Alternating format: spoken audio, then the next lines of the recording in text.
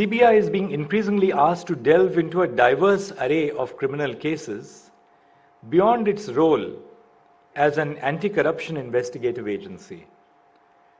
This places a huge responsibility on the CBI to live up to its motto of industry, impartiality, and integrity. As society has progressed, as societal values have changed, as the years have progressed, the CBI saw a significant expansion in its jurisdiction, encompassing a broader spectrum of offenses. This widening scope empowered the agency to investigate diverse cases, ranging from economic frauds and bank scams to financial irregularities and terrorism-related incidents. आज हम भारतीय न्यायपालिका के एक महत्वपूर्ण मोड़ पर चर्चा करेंगे, जहां मुख्य न्यायाधीश धनंजय वाई चंद्रचूड़ ने देश की प्रमुख जांच एजेंसियों को एक नई दिशा दिखाई है। क्या आप जानते हैं कि भारतीय न्याय संहिता में आने वाले बदलाव क्या है? क्या ये बदलाव वास्तव में न्याय की दिशा में एक कदम है? आइए इस विषय पर एक गहरी नजर डालते हैं। नमस्कार, आप देख रहे हैं न्यूज और मैं हूं आपके साथ तनु शर्मा।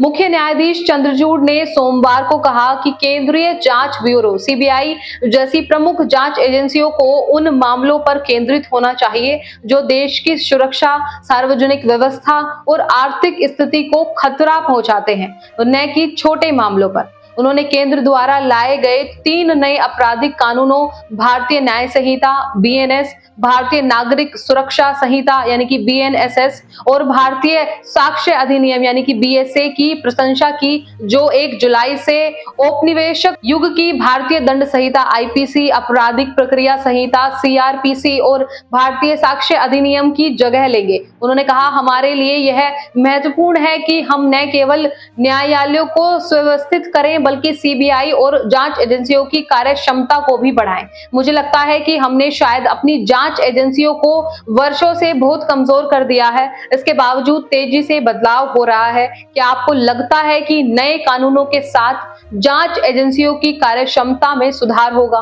क्या यह न्याय की प्रक्रिया को और अधिक डिजिटल और पारदर्शी बनाएगा?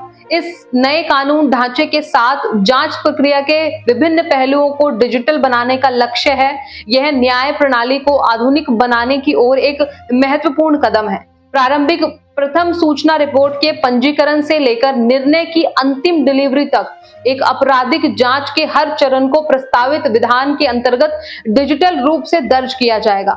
इस समग्र दृष्टिकोण से जानकारी का निर्बाध प्रवाह सुनिश्चित होता है और यह जांच और न्यायिक प्रक्रियाओं में शामिल सभी हितधारकों के बीच बेहतर समन्वय और सहयोग की सुविधाजनक बनाने का इरादा रखता है। इसके अलावा समन अब इलेक्ट्रॉनिक रूप से जारी किया जा सकता है और गवाहों, विशेषज्ञों, आरोपियों और अन्य पक्षों की गवाही भी वर्चुअल रूप से प्रस्तुत की जा सकती है। यह नवाचार भौतिक दस्तावेजीकरण की आवश्यकता को समाप्त करता है और कानून परिवर्तन एजेंसियों, न्यायालयों और कानूनी प्रक्रियाओं में शामिल व्यक्तियों के बीच त्वरित संचार को सक्षम बनाता है। इससे जेल प्राधिकरण तक जमानत आदेश पहुंचाने में देरी और गवाहों की गवाही दर्ज कराने में विलंब को रोका जा सकेगा। क्या यह नवाचार व्यक्तिगत गोपनीयता अधिकारों के संरक्षण के साथ साथ खोज और जब्ती शक्तियों के बीच एक संतुलन स्थापित करने में सहायक होगा? इस प्रकार के नवाचारों से न्यायिक प्रक्रिया में तकनीकी एकीकरण की दिशा में एक बड़ा कदम उठाया गया है, जो न केवल न्यायिक प्रक्रिया को अधिक सुगम और पारदर्शी बनाएगा, बल्कि यह व्यक्तिगत गोपनीयता अधिकारों की रक्षा करते हुए खोज और जब्ती शक्तियों के बीच एक संतुलन भी स्थापित करेगा। क्या आप मानते हैं कि इससे न्यायिक प्रणाली में विश्वास और भरोसा बढ़ेगा? इस नए कानून परिवर्तन के साथ भारतीय न्यायपालिका के एक ऐतिहासिक कदम उठाया है, जिससे न केवल न्यायिक प्रक्रिया में सुधार होगा बल्कि यह नागरिकों के अधिकारों की रक्षा करने और न्याय की प्रक्रिया को और अधिक सुलभ बनाने की दिशा में एक महत्वपूर्ण कदम है। फिलहाल मैं तनु शर्मा आपसे विदा लेती हूँ, फिर मिलती हूँ एक नई अपडेट के साथ। तब तक के लिए कीप वॉचिंग एड न्यूज। नमस्कार।